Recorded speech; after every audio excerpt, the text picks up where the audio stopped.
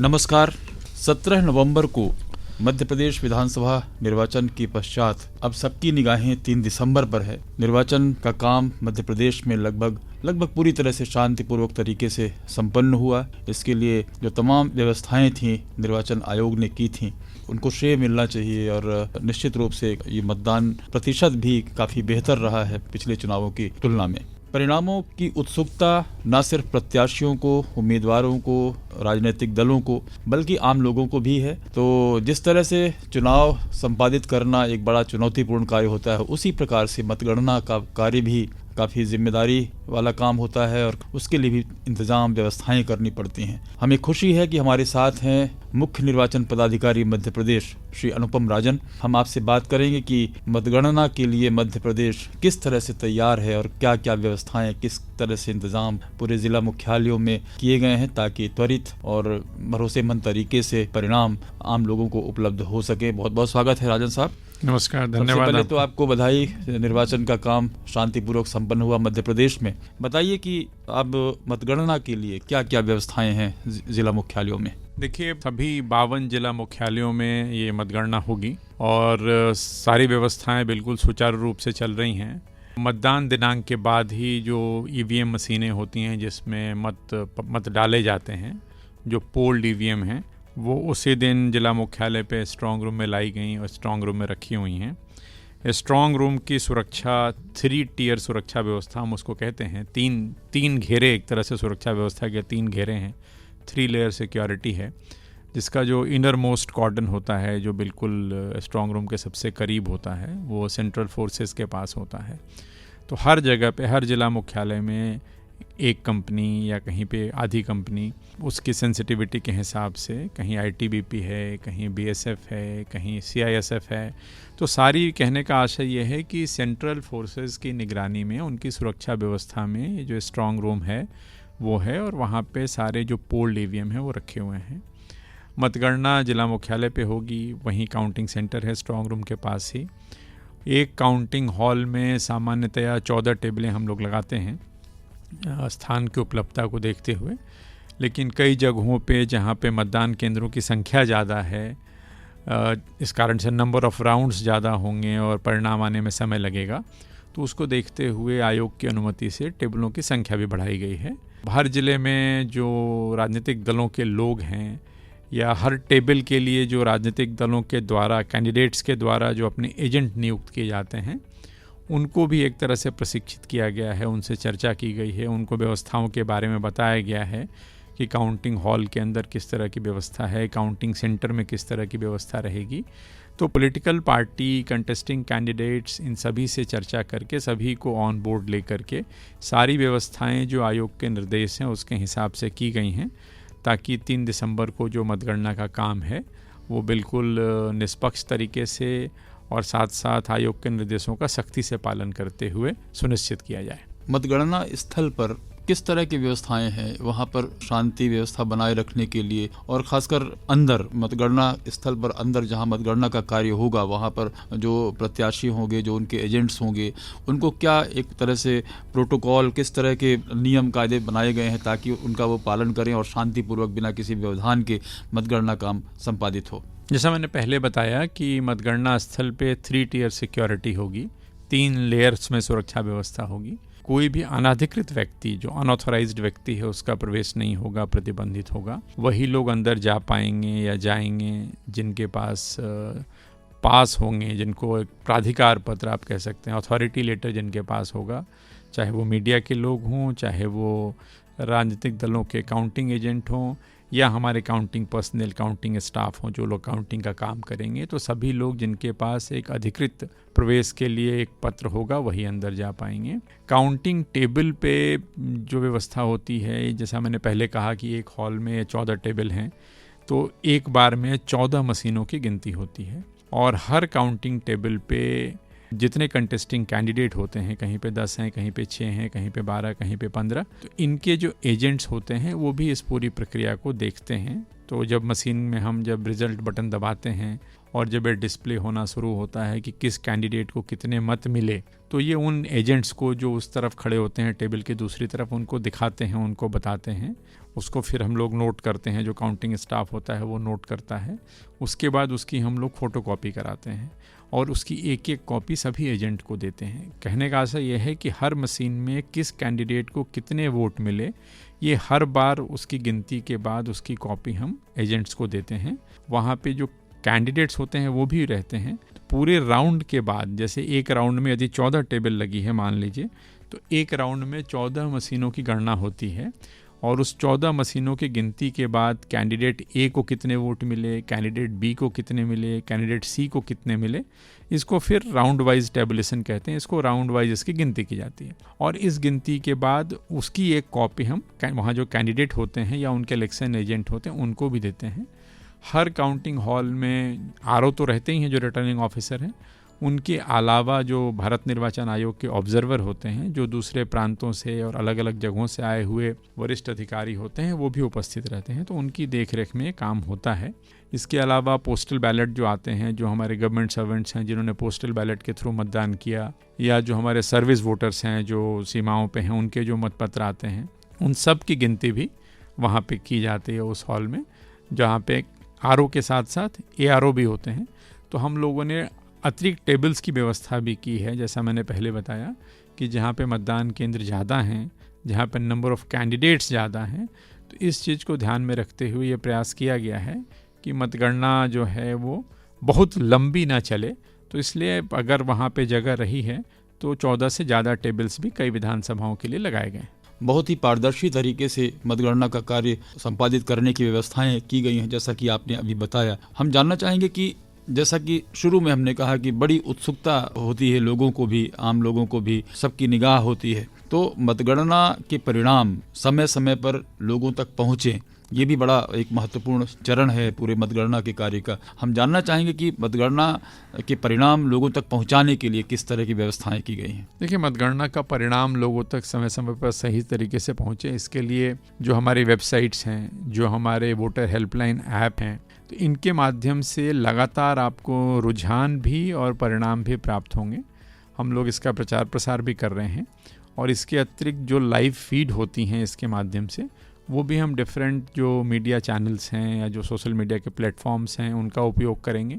जो भारत निर्वाचन आयोग का एक जो प्रोग्राम है जिसको हम एनकोर कहते हैं, जिसमें हम एंट्री करेंगे, तो जो भी हम एंट्री कर रहे हैं परिणामों की, जो हर राउंड के बाद, जिसके भी हम लोग बात कर रहे थे, हर राउंड के बाद किस कैंडिडेट को कितने वोट मिले इसकी एंट्री की जाती है, मतलब वो टैबुलेशन किया जाता है और सिस्टम में उसको हम दर्ज करते हैं कंप्यूटर में।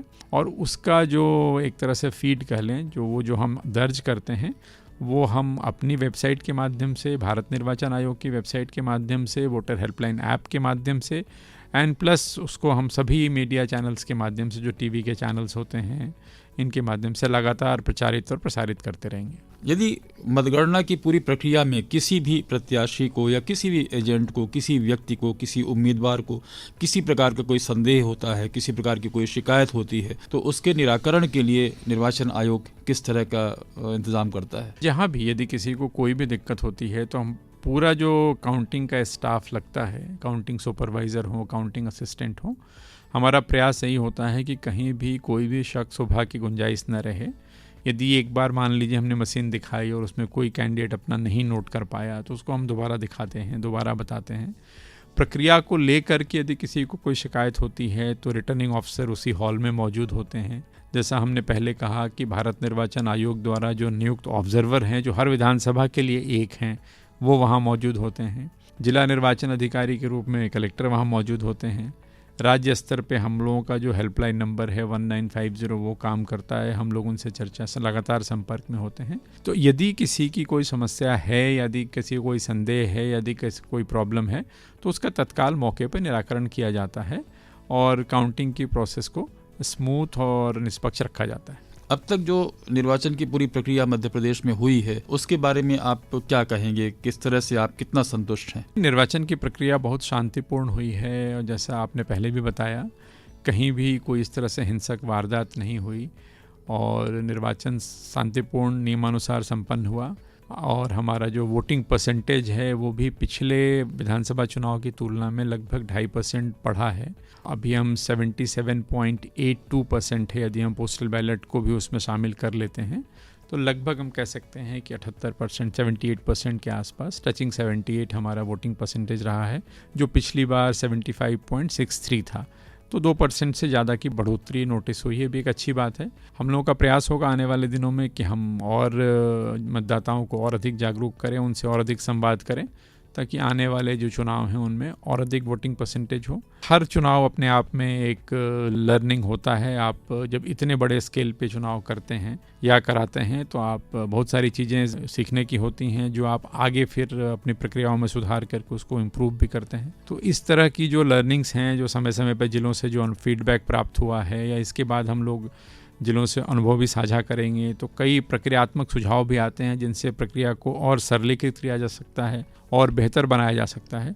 तो उस पर भी काम करेंगे ताकि आने वाले चुनाव और बेहतर ढंग से संपादित किए जा सकें। मतगणना के संदर्भ में प्रत्याशी जो हैं, उम्मीदवार जो हैं, राजनीतिक दल हैं, उनसे आप क्या अपेक्षा रखते हैं, क्या कहना चाहेंगे आप? नहीं, हम लोगों ने हर जिले में मतगणना के बारे में, हर कलेक्टर्स ने, जिला निर्वाचन अधिकारी ने राजनीतिक दल के लोगों से बात की है, कैंडिडेट से बात की है, उनको प्रक्रियाओं के बारे में अवगत कराया है। उनको स्पष्ट किया गया है कि सबसे पहले पोस्टल बैलेट की गिनती आरंभ होगी। जैसे 8 बजे से मतगणना आरंभ होगी तो सबसे पहले हम लोग पोस्टल बैलेट की गिनती शुरू करेंगे। उसके आधे घंटे के बाद फिर हम ईवीएम मशीनों की गिनती शुरू करेंगे। उनको यह भी बताया गया कि ये दोनों चीज़ें अलग अलग चलेंगी। ऐसा नहीं है कि पोस्टल बैलेट की गिनती समाप्त हो जाएगी तो उसको रोक के रखा जाएगा। जैसे पोस्टल बैलेट की गिनती समाप्त होती है किसी भी विधानसभा में, यदि उदाहरण के लिए यदि किसी विधानसभा में मान लीजिए कि 1,500 पोस्टल बैलेट्स हैं, तो जैसे उन 1,500 पोस्टल बैलेट्स की गिनती समाप्त होगी तो उनके परिणामों की घोषणा की जाएगी। ईवीएम के परिणाम, जब ईवीएम के राउंड समाप्त होंगे तो घोषणा की जाएगी। जैसा हमने पहले बताया कि ईवीएम की राउंड वाइज हम उसके अनाउंसमेंट करेंगे। हर टेबल पे जो ईवीएम में किस कैंडिडेट को कितना वोट मिला है उसकी सूची या उसकी कॉपी हम उनके काउंटिंग एजेंट्स को देंगे। तो ये तमाम सारी चीज़ें पॉलिटिकल पार्टी के लोगों को बताई गई हैं, कैंडिडेट्स को बताई गई हैं। क्या लेकर के अंदर जा सकते हैं, जैसे सबको बताया गया कि आप मोबाइल लेकर के अंदर नहीं जा सकते, कैलकुलेटर भी लेकर के अंदर जाना वर्जित है। तो क्या हम लेकर के जा सकते हैं, क्या हमें नहीं ले जाना है, ताकि वहाँ पे फिर दिक्कत नहीं हो, अनावश्यक कोई चीज़ कहाँ रखी जाए उसकी सुरक्षा की बात भी होती है। तो मतगणना का काम निर्बाध गति से चलता रहेगा, उसके बीच में कोई ब्रेक नहीं होगा। तो ये तमाम सारी मतगणना को लेकर के जो व्यवस्थाएं हैं, पोस्टल बैलेट की काउंटिंग को लेकर के कि कौन सा पोस्टल बैलेट किस प्रकार से है तो उसको वैलिड माना जाएगा, पोस्टल बैलेट पे क्या होगा तो उसको इनवैलिड माना जाएगा। तो ये सारी चीज़ें राजनीतिक दलों के साथ साझा की गई हैं और मुझे उम्मीद है कि निर्वाचन की प्रक्रिया में जब पोलिंग की जब हो रही थी उस समय भी जो सहयोग मिला था वो सहयोग काउंटिंग एजेंट से, पॉलिटिकल पार्टी के कैंडिडेट से हमें प्राप्त होगा। और 3 तारीख को जब मतगणना होगी तो हम लोग कम समय में, चूँकि हमने टेबल्स की संख्या भी बढ़ाई है, सभी के सहयोग से मतगणना का काम भी निश्चित समयावधि में एक अच्छे माहौल में बिना किसी बाधा के संपन्न होगा। आपको क्या लगता है कि किसी विधानसभा के जो परिणाम हैं वो कितने घंटे में, कब तक आ सकते हैं? देखिए, ये डिपेंड करता है कि उस विधानसभा में कितने मतदान केंद्र हैं और कितने टेबल्स लगाए गए और कितने कंटेस्टिंग कैंडिडेट्स हैं। यदि मैं अपने राज्य में, हमारे यहाँ 230 विधानसभाएं हैं, यदि हम देखते हैं तो लखनादौन में, सिवनी के लखनादौन में 407 मतदान केंद्र हैं, सबसे ज़्यादा मतदान केंद्र लखनादौन में। और यदि हम कम मतदान केंद्र वाली विधानसभा देखते हैं तो इंदौर में, इंदौर 3 में 193 मतदान केंद्र है, 193। तो नेचुरली मेरा मानना है कि इंदौर 3 का जो रिज़ल्ट है वो पहले आएगा। लखनादौन भी बहुत लेट इसलिए नहीं होगा कि लखनादौन में हम लोग 14 टेबल की बजाय 21 टेबल से हम मतगणना कर रहे हैं। तो इस तरह के जहाँ भी मतदान केंद्र थे वहाँ प्रयास ये किया, जहाँ भी 300 साढ़े 300 से ऊपर थे वहाँ प्रयास ये किया गया है कि टेबल्स की संख्या 14 से बढ़ा करके 21 की जाए। यदि 21 करना संभव नहीं था तो कहीं 20 किया गया, कहीं 18, कहीं 16, ताकि नंबर ऑफ राउंड्स आप कम करें। तो अलग अलग समय पे हमें रिजल्ट्स प्राप्त होंगे। बट मेरा मानना है कि शुरुआत 4 घंटे से 5 घंटे के बीच के अंदर, काउंटिंग शुरू होने के 4 से 5 घंटे के अंदर हमें विधानसभा चुनाव परिणाम मिलने प्रारंभ हो जाएंगे। और जहाँ सबसे देर तक जो काउंटिंग चलेगी, यदि निर्बाध रूप से चलती रही, कोई ऐसी लोकल परिस्थिति नहीं हुई तो 9 से 10 घंटे के बीच में, जहां जो सबसे लास्ट जो हमारी विधानसभा होगी उसका परिणाम भी हमें 9 से 10 घंटे के बीच में मिल जाना चाहिए। तो हम कह सकते हैं कि जो रिजल्ट्स हैं, कंप्लीट रिजल्ट्स हमें 5 घंटे से लेकर के 10 घंटे की अवधि के बीच में प्राप्त हो जाएंगे। आपने बताया कि मतगणना स्थल पर अंदर क्या क्या चीज़ें ले जानी है, क्या क्या नहीं ले जानी है। हम थोड़ा सा जानना चाहेंगे लोगों की जानकारी के लिए, ताकि वो अवेयर रहें, जागरूक रहें और पूरा सहयोग करें प्रशासन का, कि क्या क्या चीज़ें प्रोहिबिटेड हैं किसी मतगणना स्थल पर। देखिए, जो मतगणना स्थल पे पहली बात तो यह है कि जो अनऑथराइज्ड लोग हैं उनका प्रवेश वर्जित है। तो वही लोग जा पाएंगे जिनके पास एक प्राधिकार पत्र होगा, अथॉरिटी लेटर होगा। चाहे वो मीडिया के लोग हों, चाहे वो काउंटिंग में लगे लोग हों, स्टाफ हो हमारा गवर्नमेंट का, या वो काउंटिंग एजेंट्स हों या कैंडिडेट्स हों, तो सभी को प्राधिकार पत्र जारी किए गए, अथॉरिटी लेटर जारी किए गए हैं। अब मतगणना कक्ष के अंदर जहां मतगणना होगी, मतगणना हॉल के अंदर मोबाइल पूर्णतः प्रतिबंधित है। तो ज़्यादा अच्छा है कि क्या लेके जा सकते हैं हम उसकी बात करें। उसके अतिरिक्त सारी चीज़ें प्रतिबंधित होगी। तो जो काउंटिंग एजेंट्स होते हैं उनके लिए वो पेन ले जा सकते हैं, पेंसिल ले जा सकते हैं, राइटिंग पैड ले जा सकते हैं। इसके अतिरिक्त जो चीज़ें हैं वो प्रतिबंधित हैं। इवन जो काउंटिंग का जो हमारा स्टाफ होगा, जो टेबल पे काउंटिंग करता है, उनके लिए भी मोबाइल प्रतिबंधित है। वो भी मोबाइल नहीं ले जा सकते। वो भी यही चीज़ें लेकर के जाएंगे जो काउंटिंग एजेंट के लिए मैंने बात की। मोबाइल का उपयोग सिर्फ जो ऑब्जर्वर हैं, आरओ एआरओ हैं, मतगणना से लगे और जो अधिकारी कर्मचारी हैं जिनको अनुमति है वही उपयोग कर पाएंगे। वो लगातार उपयोग नहीं करेंगे। लेकिन जो काउंटिंग स्टाफ है हमारा, उसके लिए मोबाइल प्रतिबंधित है। काउंटिंग एजेंट है, उसके लिए मोबाइल प्रतिबंधित है। तो मतगणना कक्ष के अंदर एक तरह से मोबाइल पूर्णतः प्रतिबंधित है। आखिर में क्या कहना चाहेंगे लोगों से, श्रोताओं से, प्रत्याशियों से, आम लोगों से और राजनीतिक दलों से? नहीं, मैं यही अनुरोध करना चाहूँगा या बताना चाहूँगा कि सभी 52 जिला मुख्यालयों पे मतगणना की पूरी तैयारी है। मतगणना सुचारू रूप से संपन्न हो, इसके लिए पूरी व्यवस्था है। सेंट्रल फोर्सेज वहाँ पे डिप्लॉयड हैं। स्टेट आर्म्ड पुलिस आउटर कॉर्डन में है। अनाधिकृत व्यक्ति का प्रवेश वर्जित है, जैसा हम लोगों ने इस पे चर्चा की। तो मेरा अनुरोध यही होगा सभी जो स्टेक होल्डर्स हैं हमारे, चाहे वो कंटेस्टिंग कैंडिडेट्स हों, जो हमारे काउंटिंग एजेंट्स हैं, जो हमारे काउंटिंग स्टाफ हैं, जो काउंटिंग पर्सनल हैं, जो लोग वहाँ काउंटिंग को अंजाम देंगे, उनसे भी कि हम लोग बिल्कुल जो आयोग के निर्देश हैं जो उनका पालन करते हुए और काउंटिंग की कार्रवाई करें। और मुझे उम्मीद है कि जो मतगणना का काम है वो 3 तारीख को सुचारू रूप से संपन्न होगा। और हम लोग समय से पहले जो हम लोगों ने एक तरह से अपने लिए जो टाइम लिमिट तय कर रखी है, जिसकी हमने चर्चा की, निर्बाध गति से काउंटिंग यदि चलती है, कोई दिक्कत नहीं होती है, तो हम लोग उस निर्धारित समयावधि में परिणाम घोषित कर पाएंगे। ये मेरा आप सभी से अनुरोध होगा कि इस कार्य में हम सभी लोग सहयोग करें। तो बहुत कम समय है परिणाम आने के लिए, और जिस तरह से आपने बताया, भारत निर्वाचन आयोग ने तमाम इंतजाम किए हैं, व्यवस्थाएं की हैं, निष्पक्ष तरीके से, पारदर्शी तरीके से मतगणना का कार्य संपन्न हो। आशा करते हैं कि जिस तरह से